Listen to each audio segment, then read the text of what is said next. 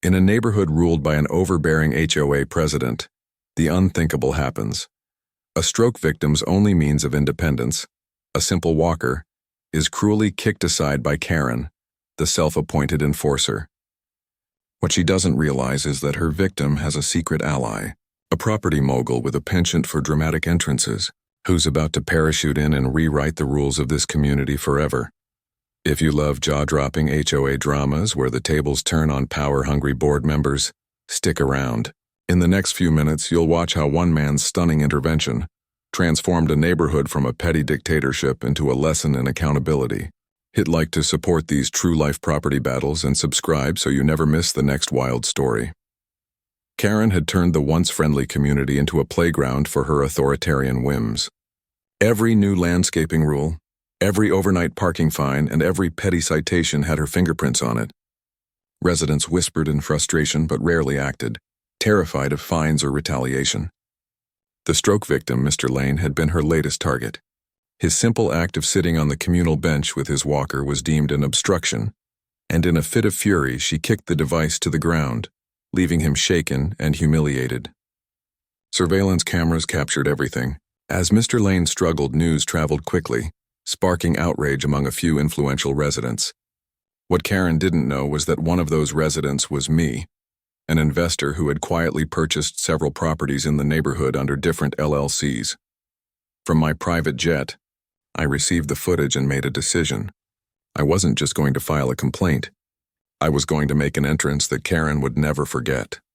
The hum of the jet engine steadied my thoughts as I prepared for a literal descent into her reign of terror. Outside, the clouds parted over the HOA's pristine streets, and with the city skyline in the distance, my parachute unfurled like a banner of change. Below, curious faces turned skyward as I spiraled down, landing neatly in the community park where Karen still fumed about rules. The crowd gasped. Cameras rolled. Karen froze. My arrival wasn't just dramatic. It was a signal that the power dynamic had shifted forever. Chapter 2 began in the stunned silence after my landing. Residents crept closer, their phones held high to record every moment. Karen tried to regain control, barking about trespassing and board policies, but her voice quivered. As I strode toward her, the air seemed to thicken with anticipation. The same benches she had policed so ruthlessly now became a stage. Without speaking, I handed Mr. Lane's fallen walker back to him and steadied him to his seat. It was a simple gesture, but electrifying. Whispers turned to cheers. People who had been silent for years began recounting their grievances. And suddenly Karen found herself surrounded not by fearful neighbors, but by an angry community.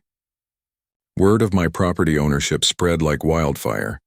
Somehow, people sensed that I wasn't just another resident, but someone with leverage. My portfolio included not only homes, but a majority stake in the commercial complex, tied to the HOA's funding. This revelation stripped Karen's bluster. Her carefully built empire of fines and intimidation began to crumble. In the following days, I attended board meetings incognito, uncovering records of questionable fees and selective enforcement. With every document I unearthed, the narrative shifted further against her. The HOA's newsletter, once a tool for her announcements, now buzzed with questions and demands for reform.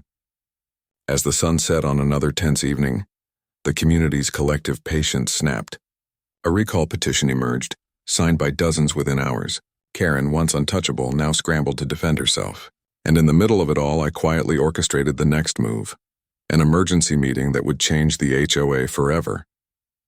By the time Chapter 3 unfolded, the emergency meeting had become the event of the year. Fold-out chairs filled the community hall, cameras from local news crews lining the back wall. Karen arrived late, pale but still trying to project authority. The board's gavel struck, but no one heeded her. I stepped forward, presenting a dossier of her abuses. The fines without due process, the selective rule changes, the retaliation against critics, and the cruel treatment of Mr. Lane. Gasps punctuated each revelation. The HOA's attorney, once her ally, now whispered with the treasurer, clearly distancing himself from her actions. One by one, residents testified, their stories echoing like dominoes falling. Karen tried to interrupt, but her voice was drowned out by applause for each victim who spoke. When it was Mr. Lane's turn, the hall fell silent. His halting but steady account of the day she kicked his walker moved even the skeptics. By the time he finished, Karen's remaining supporters had slipped out. The board voted, live on camera, to remove her as president effective immediately. But my work wasn't finished. As her reign collapsed, I unveiled a proposal to restructure the HOA. Transparent budgets, rotating leadership, and a community ombudsman to handle complaints. Instead of fines, the focus would shift to assistance programs for residents in need.